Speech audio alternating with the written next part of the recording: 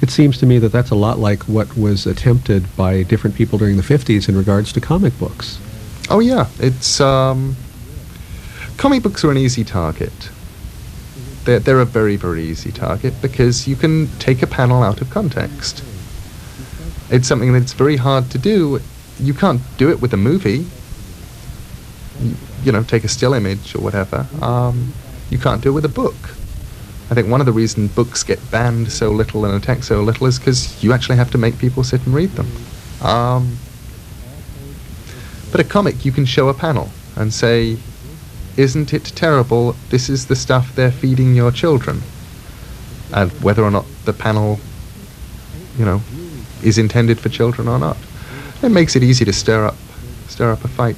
What is strange is that in America, the whole anti-comics thing in the 50s was thought of as they were going after the communists in comics. And meanwhile in England, all the horror comics got banned. Same batch of horror comics that got banned. But it was actually organised by the English Communist Party, who wanted to stop English minds being sullied by evil American trash. So you lose either way. Obviously, the comics were controlled by capitalist communists. Exactly. Well, obviously they were a bad thing and should have been stopped. Yes, it just depends on which reason you had for thinking they were bad. Exactly. Well, it's the same kind of attack on them. If you find people who commit crimes but who used to read comics, obviously the comics caused it. If you find people who went crazy and used to play Dungeons and Dragons, obviously the Dungeons and Dragons caused it. Oh, no, exactly. There are strange causes and effects. I remember once agonizing over this. Some years ago, there was something that looked, at least at first, like a Sandman-inspired suicide. A guy was found dead with a suicide note. He'd signed the Sandman and a copy of Sandman on the body. I went through some days of hell on this, trying to work out whether this was in some way my fault. And eventually coming to the conclusion that no, it probably wasn't. If there was somebody who was unbalanced enough that a copy of Sandman would drive them over the edge, well, an episode of Married with Children might well have put them over the edge, or their toaster. I'm sorry, these are fictions. What later happened, what later transpired, was that it turned out his lover had actually killed him. Neither of the two men had ever read a Sandman, and the lover had gone out and got a copy because he thought it was vaguely occult and it would put the police off his trail. Well, that was an unusual effort to confuse the issue. Exactly. I was furious. I felt like someone had tried to frame me for murder. Yes. But that does bring up something. How do you feel about the fact that the character Death in your comics has become so popular? I think the character Death has become popular. I know the character Death. She's the most popular character out there right now, in a very strange sort of way. But the state Death is not presented as an attractive proposition. And anybody who would die in order to meet a very nice fictional character very, very briefly. I mean, yes, she's lovely, but she only ever turns up in comics when you die and says, gee, you really should have looked both ways while crossing that street. Anybody who say, you've got to worry about them, haven't you? I made a comment once on an interview in Toronto where I'd done a special for DC on AIDS. I'd done Death actually sitting there talking about AIDS and explaining what it was, what sexually transmitted diseases are, how you don't get them, how to put on a condom, pretty straight, pretty basic stuff. And the reporter looked at me and said, well, now what would you say if somebody went out intentionally and contracted AIDS in order to meet this character of yours? And I just stared at him. I said, well, what are you asking me? This is a serious thing? And he said, well, yes, I am. And I said, well, if they really did that, then I suspect that the human gene pool is better off without them. Which is a very nasty thing to say and unfair.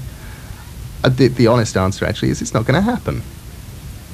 You know, Death is, yes, she's wonderful. She's a very nice character. I wanted to take apart and relook at the idea of death as something automatically scary, automatically unpleasant, something to be feared of, something to be frightened.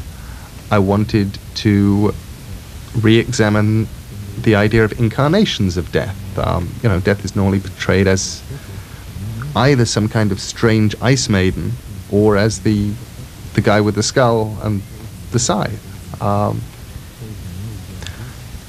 And I wanted to redress the balance.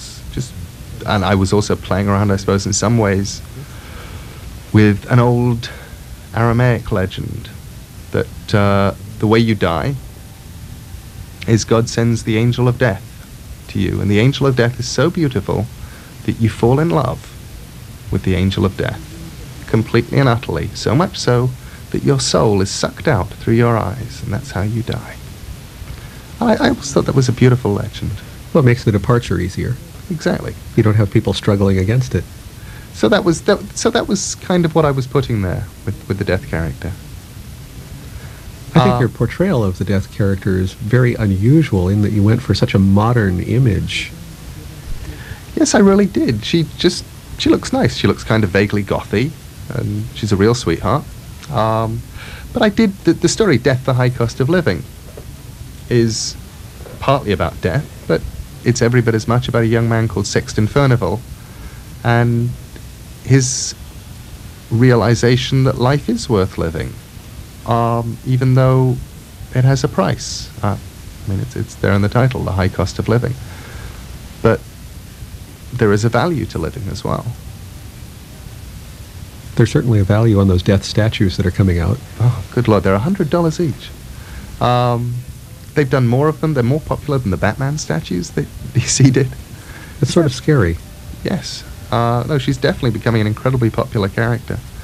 What is odd is I've discovered, especially going on tour, that I could do a monthly death series quite easily, and people would buy it in droves.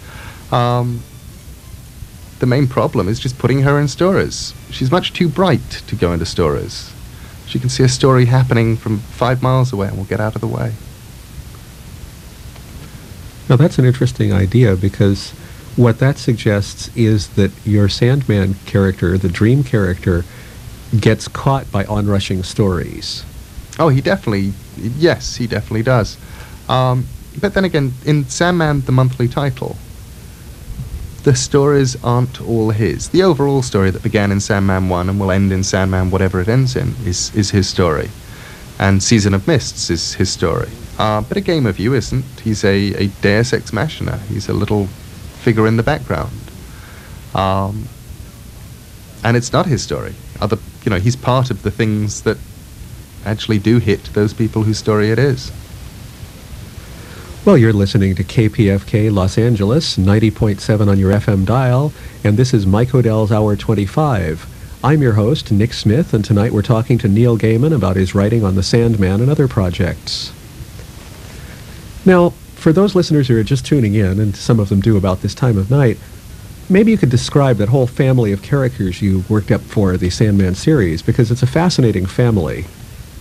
Let's see. Well, in order of age, you begin with Destiny, who is vaguely sort of monkishly cowled and carries a huge book which is chained to his arm.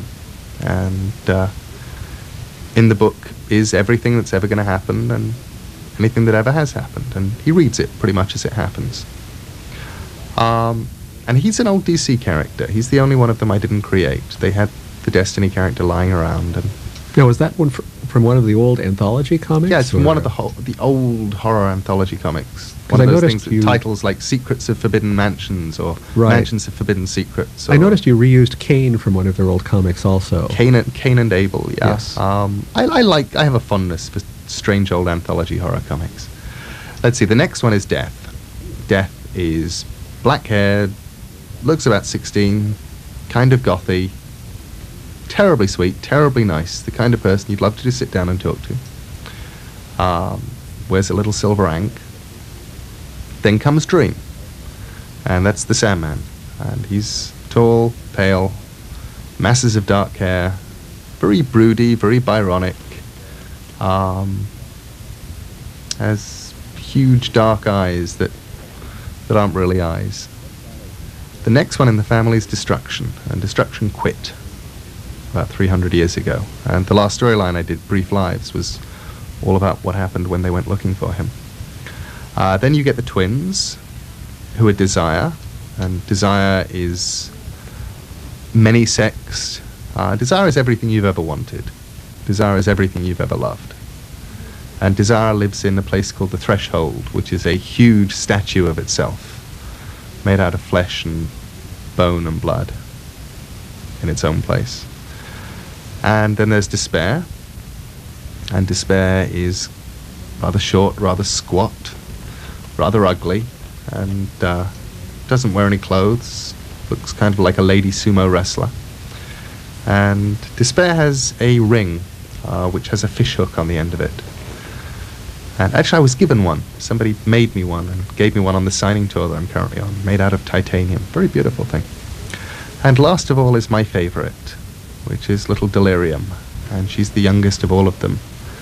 And originally she used to be Delight, but for reasons never adequately explained, she stopped being Delight and began being Delirium. And she talks in multicolored word balloons. When she gets bored, she sits there making little frogs out of nothing. She talks in things that are almost not in sequiturs, but not quite. And she's a honey. She's very sweet.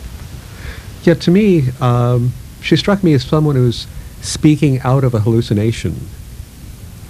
She's somebody who says very true things in a very strange sort of way. And who isn't always tracking, or she'll track on something that you said much earlier. Mm-hmm. There's a very innocent and childlike, and also very hallucinatory quality to her, yes. And one of her eyes is blue, and one of her eyes is green. And you try convincing printers and color separators of that. Yes, the Vulcan problem. Exactly. In fact, we've just had a new T-shirt came out with Death, Dream, and Delirium on it.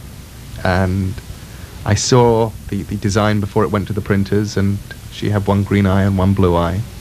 And it came back from the printers, and they'd fixed the obvious goof for us, and were hoping that we'd be pleased that she now had two blue eyes. Oh, I see. They chose blue instead of green. Yeah. I wonder what that means. Well, it was, instead of being one each. Yes, which but is what the it's idea meant that to they be. chose They blue. Yeah. Now, are you planning to do a story with Delirium to talk about how she changed from Delight to Delirium? Because that's one of the things you have left hanging. Oh, it's one of the many things I've left hanging. Well, yes. I mean, Sandman is full of things that are still hanging. Yes, I do. Death, the High Cost of Living was the first of the sort of the family miniseries. The next one will probably be a Delirium one. I'd love to do it with Jill Thompson, the artist who did Brief Lives, and if she's available to do it at some point, and if I have the time, then I think we'll settle down and do it. And at the end of Brief Lives, I gave her a dog called Barnabas, who seems much more sensible than she is. So I'm sure they can get to wander around doing George and Gracie together.